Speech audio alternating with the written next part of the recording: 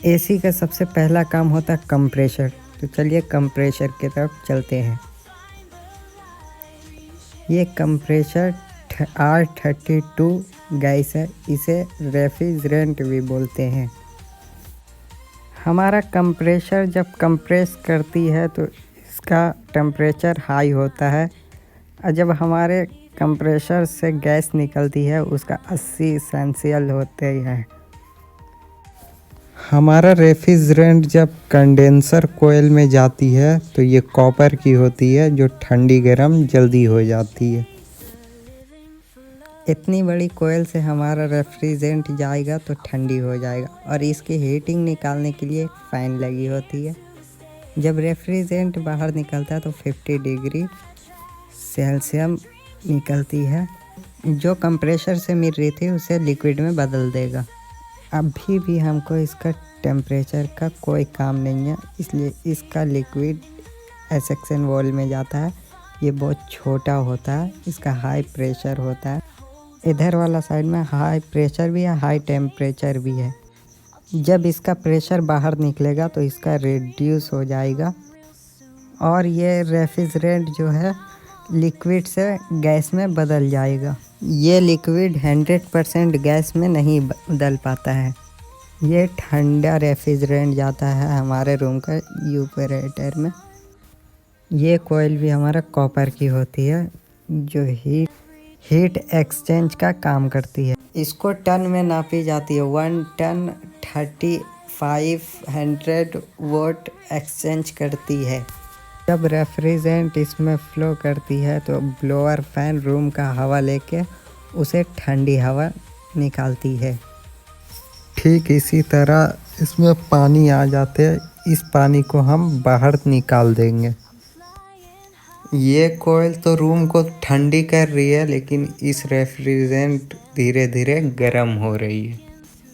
अभी मैंने बताया लिक्विड को एक्सेक्शन वॉल 100% वेपर में नहीं बदलता है। रूम की गर्मी है उससे वेपर में बदल जाती है। रूम ठंडा हो जाता है तो इस कोयल को पूरा वेपर में नहीं बदल पाता है। ये मिक्स लिक्विड वेपर पहुंचता है कंप्रेशर के पास में। इतना तो हम दिमाग लगा सकते हैं, लिक्विड कंप्रेशर में कंप्रेस नहीं हो सकता है। अगर हो भी जाए बाई चांस तो ये फट जा सकता है। अंदर कैपेसिटर स्टार्ट लगी होती है जो जल जाएगी लिक्विड से। असल में एक्सेक्शन वॉल कुछ इस तरीके से होती है ऑपरेटर में। इसके नीचे से हाई टेम्परेचर और प्रेशर वाला लिक्विड आ रहा है। नैरो एरिया से पार करेगा तो वेपर में बदल जाएगा। एक्सेक्शन वॉल बेसिकली ओब्लिंक है। रेफ्रिजरेंट हमारे कम एरिया से पहुंचाएगा तो कुछ रेफ्रिजरेंट वेपर में बदल जाएगा। यूपरेटर कम ठंडी होएगी। जितना रेफ्रिजरेंट पास होएगा उतना रूम का टेम्परेचर डाउन होएगा। ऊपर के हॉल में एक डायग्राम लगा हुआ होता है। ये रेफ्रिजरेंट बहता हुआ को कंट्रोल करता है। डायग्राम को कंट्रोल करने के लिए हीट सेंसिंग डिवाइस लगी होती है। कोयल के बाहर की तरफ लगी होती है। हीट सेंसिटिव होता है।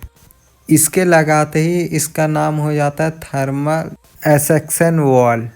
ले चलते हैं, आपने एसी को 16 डिग्री पे रखा हुआ है।